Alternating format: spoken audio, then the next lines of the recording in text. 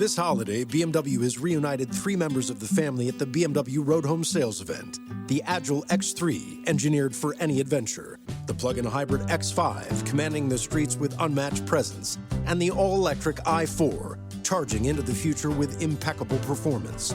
Hurry in to find what powers your journey at the BMW Road Home Sales event. BMW, the ultimate driving machine. Visit Valley BMW Center today for attractive lease and finance offers. Hello, I am Kimberly McLemore, and welcome to another episode of 360 and Me with Business as Usual, where all topics are about anything in business. And today, I really wanted to spend some time talking to you about self-publishing. And I'm going to give you some good tips, so I want you all to pay very good attention to this topic of discussion today. Well, first of all, before I get started, I'm sure you all are wondering, what do I know about being a self-publishing author? Well, guess what? I am an award-winning self-publishing author, and as you can see right in front of you, I have a few of my favorite books that I have written, and I'm really excited about this topic, and I love sharing all information with people because, I get this question every day, and if not every day, maybe once a week, maybe if not once a week, several times throughout the year, is that, hey, I want to be an author. So like I said, we're going to talk about some quick tips on what it's going to take for you to be a good self-publishing author. And, I really kind of want to just focus on really understanding why you want to be an author. Self-publishing is not hard, but the one thing I truly try to get people to understand is that it's not easy either. And you have to educate yourself. And if you're not willing to educate yourself, then you're really going to be wasting a lot of time and money and effort on something that you wouldn't take the time to learn properly. Believe me, I know. After going through writing my first book, I was pretty embarrassed because I didn't really know what I was getting into. I depended upon a third party in order to help me get through the process, thinking that I could learn that way and that they would know everything. Well, little do I know is that when it's a third party, you're depending on them for all of the things that need to be done when it comes to publishing a book. And then even though you're still a part of the self-publishing process of it, you still don't own everything. You may own what you wrote, but when it comes to putting the book together, you still have to depend on everybody else to do that when you're using a third-party source. So let's dive into this because I'm really excited. So let's talk about understanding the process. What is self-publishing? Self-publishing is when you decide to write a book and publish to sell to the public for a price. Now, I'm not going to repeat this again, but it's important to understand that when you self-publish and you sell, then you also become a business, and we're going to dive into that a little later. But people say, well, what's the benefits of self-publishing? There are many benefits to self-publishing. You have 100% control of the entire process of publishing the book. 100% of your royalties actually come to you. And then, of course,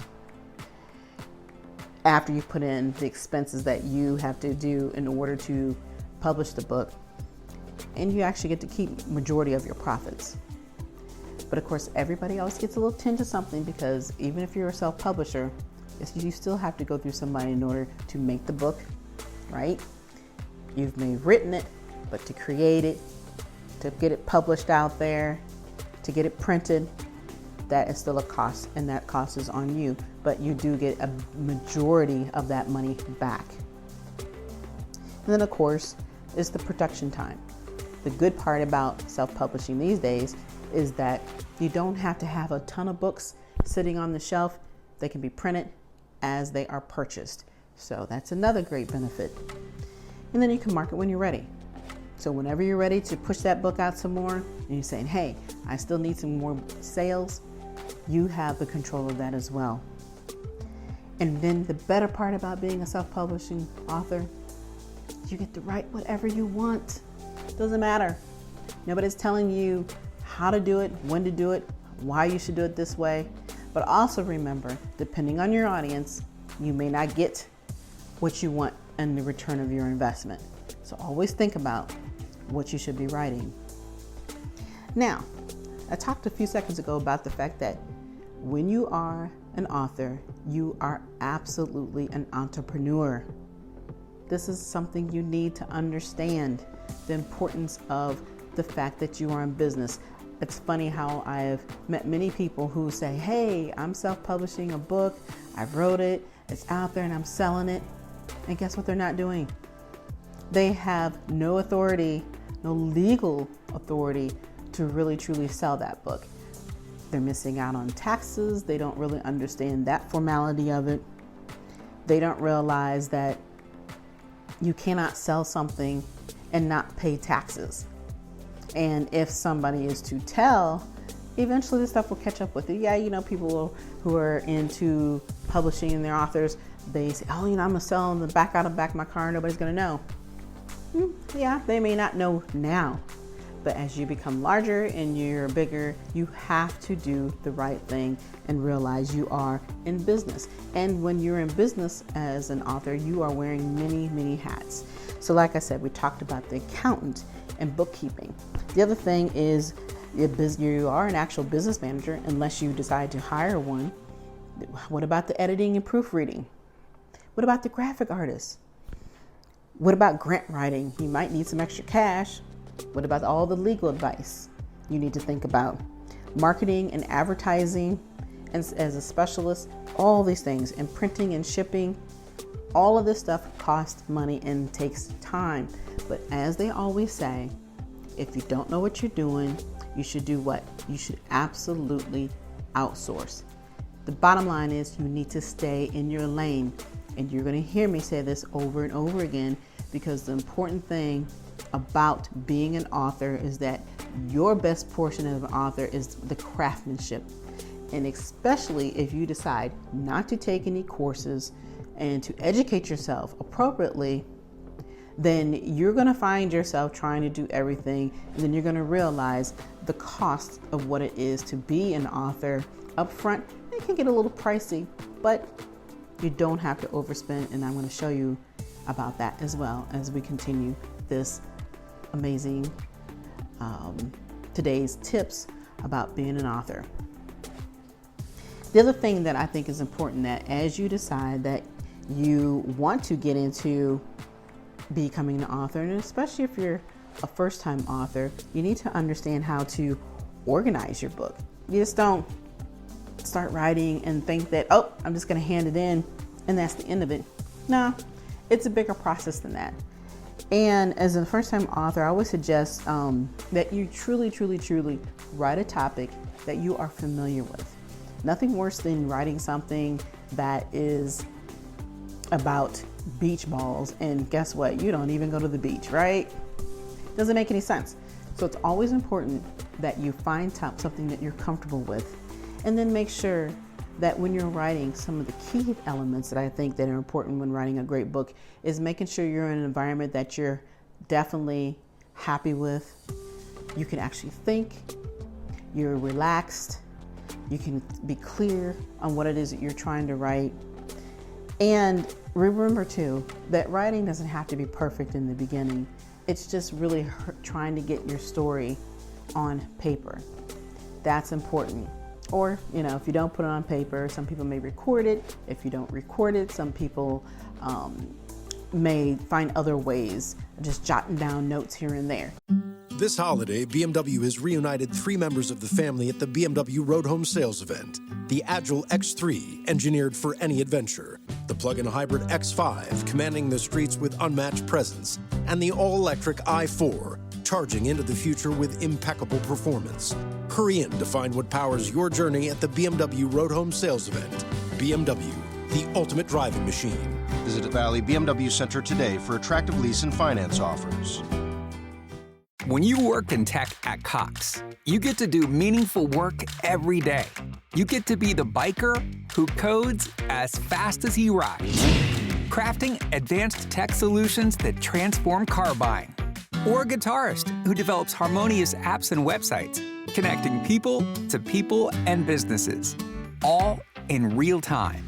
A savvy soccer mom running solution sets as passionately as she runs gameplays. Be the super secret keeper, designing cybersecurity systems to protect private data and websites. A planet protector, expanding EV battery life and inventing more ways to build a better future for all. When you work in tech at Cox, you get to do career-defining work that solves the greatest problems of our time. Join us and connect to work that improves lives, including yours. Learn more about our family of businesses at cox.career/tech. Because as an author, you suddenly have these urges where you realize that you just want to write. You don't really care where it's at. I may suddenly just decide to pick up a piece of paper and say, you know what, I got this thought in my mind, I need to get it out. And of course today with our technology, we all can use cell phones and you can easily take notes within your cell phone. But the key is making sure that once you've done all this writing, you have to start organizing everything if you hadn't already done that in the beginning. Some people do it the opposite way where they say, you know what, here's my chapters, I've got them all lined up, now I'm going to start writing. And then of course, like I said, it could be the opposite where you're just writing and then you have to go back and figure out what chapters that you're going to focus on first and the layout of them. So I always suggest that when you are doing a book and you're starting to write, start turning it into a sample book. You know, you can get some simple paper like I have here, fold it, make it look like a book. Pretty simple, right? Fold it again. Then here, next thing you know, you have your cover and then you have your inside pages, right? It's a pretty simple process. But in that sample of book, you want to make sure that you have to think about your book cover. Sometimes people do a cover page and a credit page or either one. Some people do a dedication page. That's pretty simple too. You don't have to have all three. It's entirely up to you. Remember, you're self-publishing, so you can say what you want to say and put in the things that you want to put in. Some people do acknowledgments. Those top things, book covers, cover page, credit page, dedication page, and acknowledge page. You can have all that, but it does not necessarily, you don't need to do that. The big thing though is that I do encourage that you have a table of contents. That's important because we want to be able to go in and see what's what. A lot of times as readers, we always enjoy just going and picking out the chapter that we want to go and see and review first. Some people like to go from backwards to front. They want to know the ending of whatever it is that you've written in that story or whatever it is you're trying to educate. So have a good table of contents, very important. And make sure that table of contents aligns with the story that you are actually telling. That's important too. Then of course you should have introduction, and then you start with chapter 1, so forth and so on. Then at the end, it wouldn't hurt to have a little something about the author itself. And then some people even take another step further before they get to that back cover. They do what they call an order form. Not always something that's necessary today, but these are just little tips that I'm giving you if you're sure that you want to start being an author. These are some things that you can do. Now, of course, the next thing is editing and the book cover.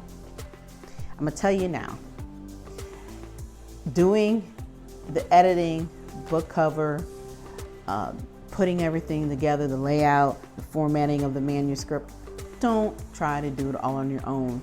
Even if you have a template, that's great to have one, but it doesn't necessarily mean that it is going to lay out appropriately for whatever program that you use to print your book.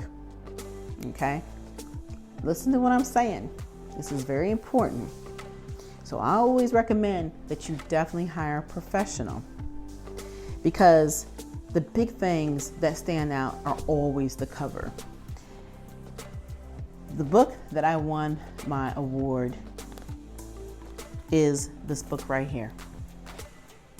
Memoir, Deception of the Heart, a real look into domestic violence. This is my true story.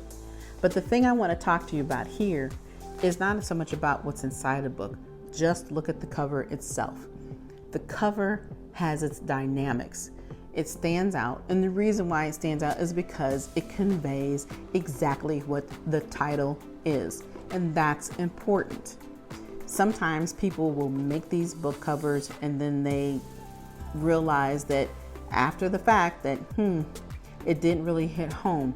This hits home because the book is Memoir, Deception of the Heart. What do we have here? Amazing, big, beautiful heart, and it's an arrow stuck in it because there's something wrong there, right? So it's important that you make sure that your book cover conveys the message that you are trying to say in the title. So if you do not understand that you're not a drawer, you're not an artist, hire a proper graphic artist. The other thing that's important is the spine of the book.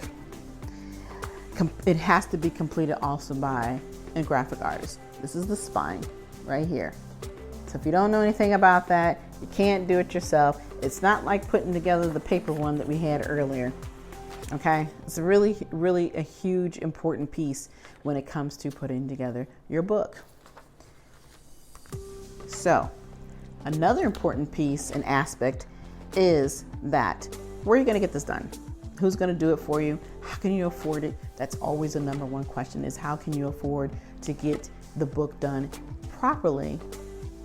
And when you're a first-time author, you really don't want to spend a lot of money, whether you're first, second, third-time author. I'm a 3-time author and a co-author on another book. So I've done this more than once, obviously 4 times, and I do have another book sitting somewhere hiding in my home office. But the key that I'm trying to say is that you want to hire somebody that knows what they're doing and that can afford it. Now, when you're self-publishing and you're doing this all on your own because you may not be able to afford an actual publishing company, I always recommend Fiverr. I love Fiverr. They have independent freelancers that will absolutely give you what you need, and you're not overspending and when you have a budget. And I always try to keep that budget within $100 when it comes to doing the cover, the spine, and guess what? Even my editing and proofing. If I go over $100, it may be 50 more, a little bit more. But the key is that when you find somebody that you like and you know they can do the job, you want to stick with them, right? So when you go to Fiverr, I always recommend that you look for your top rated sellers or a level 2. Now I'm gonna tell you, when you get in those top rated sellers, it is going to cost you a little bit more, but you got to remember that's what they're there for. If you want the best, you got to pay for the best, right? All right. So then, once you get past deciding on who is going to help develop your cover and develop your manuscript, your editing and proofing and all that good stuff, it's extremely important that you decide who is actually going to publish it and print it. Very different, okay? You can't print this on your own at home. Yeah, you probably could, but guess what? It's gonna cost you a whole lot more than you want to spend, obviously, in ink. And then if you're not binding them properly, you don't know what you're doing, you're wasting time and you're wasting money. So the company that I have used for all my books, back in the day it was called Create Space. Now it's called Amazon Kindle Direct Publishing, where you go in. Amazon, obviously is phenomenal. They have come up with all types of great things, but they have made the self-publishing process extremely easy. But the key is, if you don't have everything set up, it's going to cost you. If you have everything set up properly, it is literally free to upload everything, and they, charge you a couple dollars to print per book.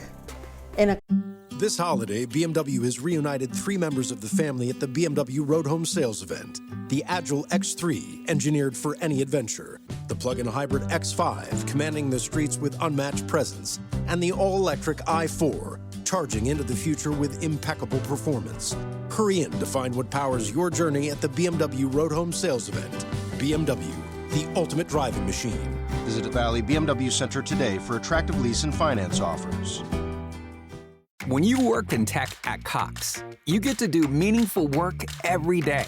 You get to be the biker who codes as fast as he rides, crafting advanced tech solutions that transform car buying, or a guitarist who develops harmonious apps and websites, connecting people and businesses, all in real time. A savvy soccer mom running solution sets as passionately as she runs gameplays. Be the super secret keeper, designing cybersecurity systems to protect private data and websites. A planet protector, expanding EV battery life and inventing more ways to build a better future for all. When you work in tech at Cox, you get to do career-defining work that solves the greatest problems of our time. Join us and connect to work that improves lives, including yours. Learn more about our family of businesses at cox.career/tech. Of course, if you're selling it, you're going to make your money back tenfold. It's pretty simple. But these are some things that you need to know when you get into opening up your account through Amazon Kindle Direct Publishing. You need to make sure that obviously that you have your basic information that you want to put in there, and which is your name, maybe your address, those whatever things that they require for you to have. The other thing is that you're going to have is your direct deposit information. I know people get scared and are like, oh, I don't want to give away that type of information. But, well, if you want to get paid, you got to give it up. It's just that simple. That's the way the world is today. Nobody sends you checks in the mail anymore. It's all about direct depositing, right? So that is another step that you will take as you're setting up your account. Some of the things that you will end up having to do, which is a part of the step-by-step process of uploading that manuscript into your Amazon account for self-publishing. And I want to make sure I get this right. So I got my little notes sitting in front of me here that you guys need to understand that you have to have. So the one thing that most people don't think about is their ISBN and their title ID number. The great thing about using Amazon is that they will give you that information for free. You will always have that for your book. Now, you're required to have this. And if you don't want them to do it, then you can actually purchase this separately. Get online. The process is there for you. The government has control of that.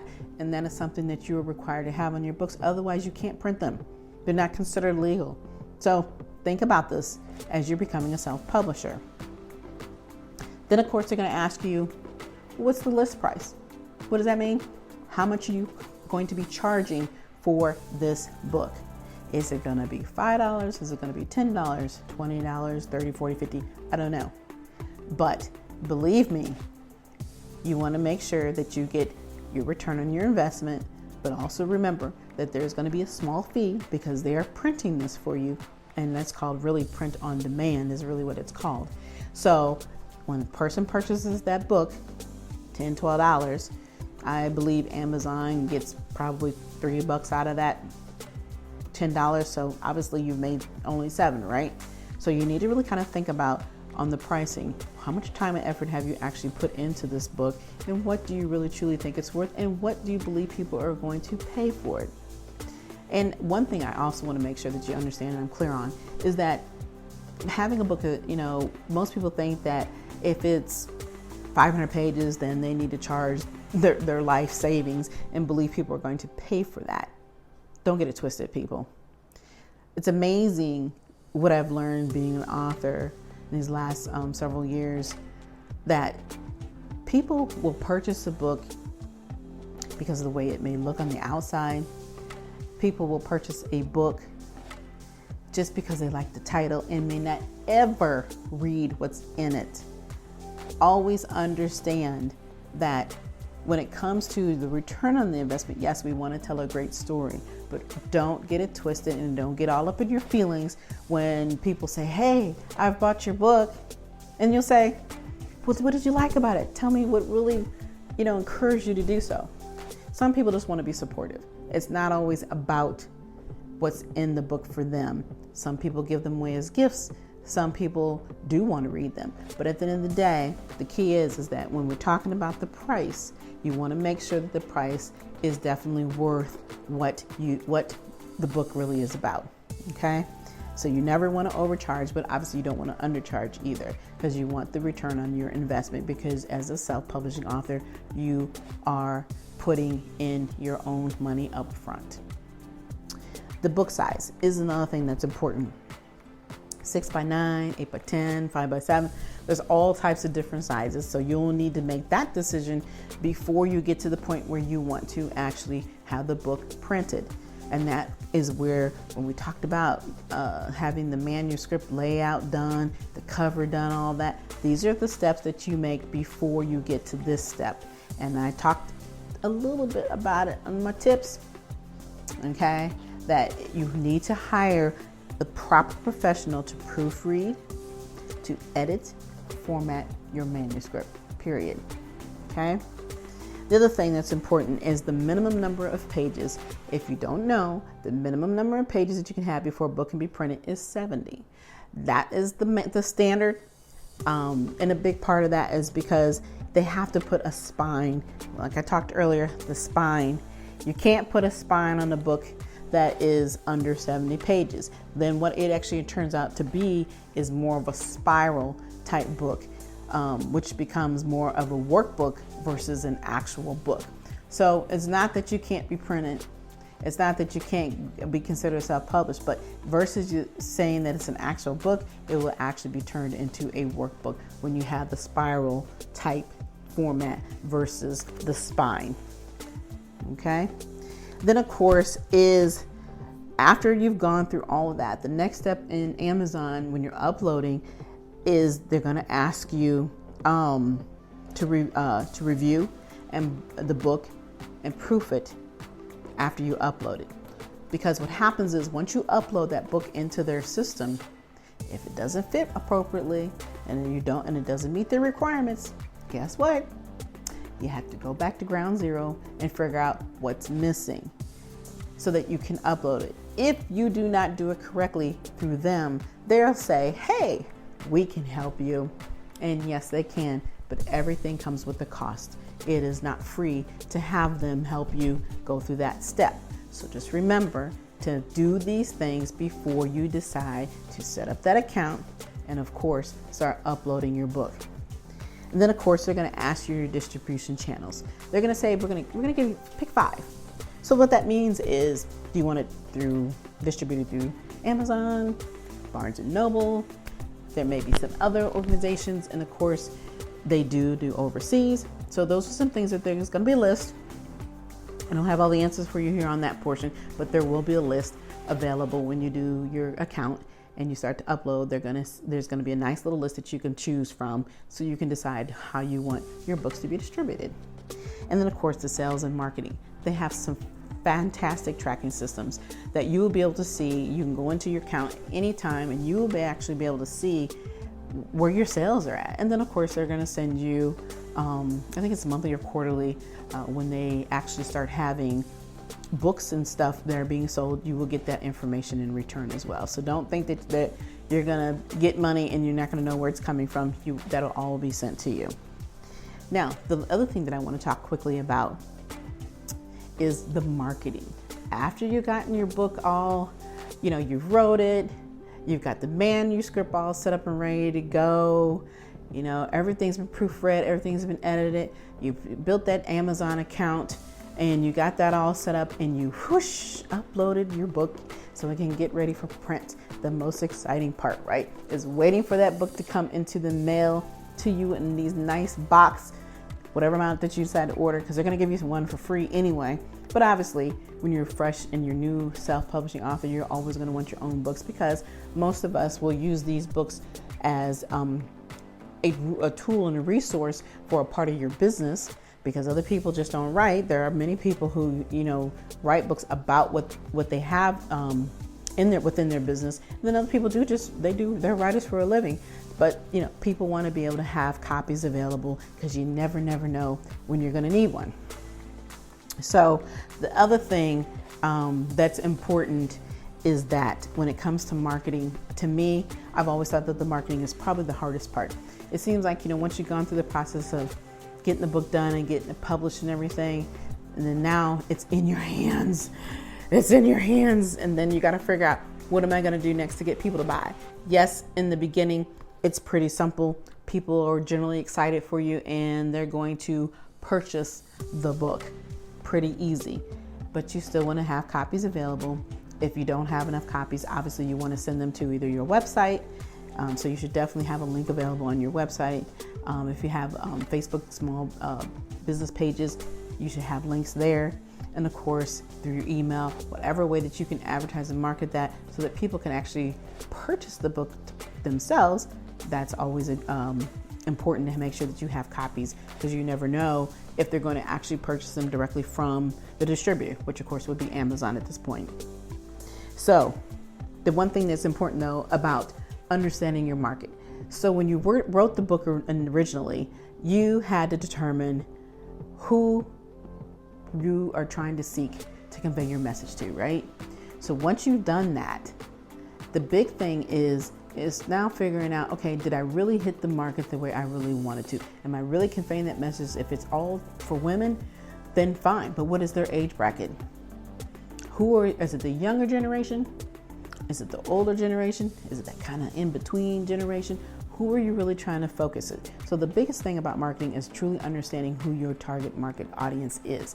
If you don't know that, you need to before you start just putting things out there. And really, even in the beginning, when you decided to write the book, you really should have actually started to think about some of those things, because it's really important that as you're writing and the readers start to come about, the key is, anybody could probably read it, but there's a purpose for everything that we do, right? So understand your market. So do a marketing analysis. Look for demographic research. One thing I have learned, the U.S. Census Bureau, now here's a good one for you. Good tip. U.S. Census Bureau has a census business builder tool that you can look online, and you can get more in depth into your market analysis that you want to do, the research that you may want to see. So look online. Again, I'm going to say this, I'm going to get it right. It's a demographic research, U.S. Census Bureau, Census Business Builder tool. Again, Census Builder, Business Builder 2. The CBB is what they call it. So you definitely want to try to research that, because like I said, it gives you in-depth understanding of your demographics. I mean, when I say in-depth, I'm talking from, so if you're looking that you want to reach out to all women, okay, so then your next level you want to go to is the age bracket. Then you may want to go deeper and find out where in the community do those ladies live in that age bracket. So it really is a great tool. I learned about this tool several years ago, and it amazed me because it is so in-depth it's almost overwhelming. But it's something that you should do when you're talking about getting your market research on. Then, of course, another ways that you can market your book is book signings. Book signings are a great way to really get into having those intimate moments with your audiences and talking to them about your book. And then when a purchaser, a consumer comes and buys that book, and they actually get to see your name on inside the book, and you actually signed it, not so much just because they read it, it has a different meaning for people. So it's always great to do those book signings. Okay. Speaking engagements obviously are another good way to get the book marketed out there. So depending on what the purpose of your book is and what you wrote about and what you're conveying, it's a great way to set up speaking engagements. So in my instance, I talk a lot about domestic violence. So those are some of the audience that I may want to be a part of and have speaking engagements on, right? But of course, I do write about other books like I have here, where I'm actually talking about self-assessment. Everything I write really is about self-assessing yourself. And this book is one of my favorites too, because it really gives you this insight of who we are and what we do. And a lot of times we ignore some of the things that we are ourselves because we're so busy living through the lens of others. So this one here, one of my newest ones, Are You Living or Existing? The Pros and Cons of Balance in Life, is probably one of my favorites beyond the domestic violence book. So, think about who it is you're trying to reach. Book like this, you can reach anybody, and it's a good way to market as well. because it talks about more than just one thing. It's an overall type assessment type book. The other way to market your book is social media. Everybody, I'm telling you now, if you don't have social media, you're way, way, way, way behind the curve. Extremely important that you have social media platforms to advertise your book. Whether it's your business, it's not, if you're doing a show, some sort, you need to have it. I don't care what it is. YouTube, obviously, Instagram, LinkedIn, Facebook, Twitter, they're all available. No excuses about, well, I don't have any of these social. Well, guess what? Get on board, get it done, because you're going to need that, because that's where a lot of people connect. And then you're going to connect further to those people that you may not have thought about, because you don't know everybody, but you will have an opportunity to meet many people down the line. Another good way to market is get on some podcast shows. Ooh, and guess what? I have one of my own, Your Resource for Success podcast, every Thursday evening at 7 p.m. on iHeartRadio or wherever you listen to your podcast. I have interviewed well over 200 people in business, and there are many people who are authors that come on my show. I have musicians that come on my show. I have all types of business owners on my show, predominantly women, and I'm international as well. So, it's another great way to get your information out. And then, of course, the last thing that I think is important to do is just what I'm doing, a video. Well, I'll be darned. A good video about your story, about who you are, is another great way to market. So these things that I'm talking about aren't really anything new when it comes into marketing, but if you don't take the steps that you need to take in order to utilize these tools and to make your book not just a bestseller by algorithm numbers, but a bestseller because of everything that you've done, the story that you're telling, the work that you're putting in, you're going to get your return on your investment in so many different ways.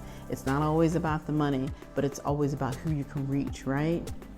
So anyway, I hope that you actually enjoyed this business topic of today. And I really, truly hope that you understand what it means to be a self-publishing author, because being a self-publishing author, it does take work, but you can do it. And I do highly recommend that, like I'm talking today, these are tips, tidbits, but I absolutely 100% recommend that you educate yourself. Get into a course. If you don't want to take a course, buy a book, read. If you don't want to do that because you don't have time, then you want to hire the proper self-publishing company to help you publish your books. Don't skim on that if you really, truly want to have the best and be the best of the best. But again, I hope you all enjoyed today's series of 360 in Me. I really had a great time, and I will be back again and to give you some more business tips. But until next time, have a good one. Take care.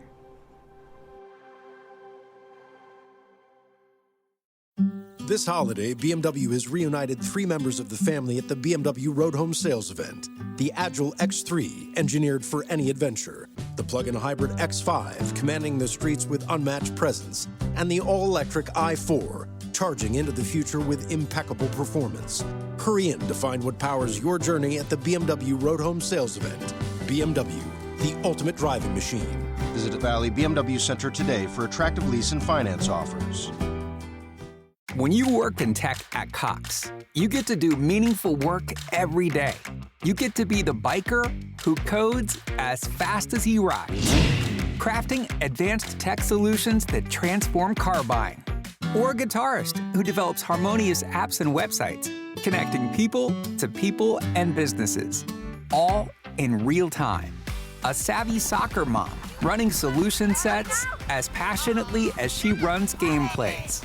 Be the super secret keeper, designing cybersecurity systems to protect private data and websites. A planet protector, expanding EV battery life and inventing more ways to build a better future for all. When you work in tech at Cox, you get to do career-defining work that solves the greatest problems of our time. Join us and connect to work that improves lives, including including yours.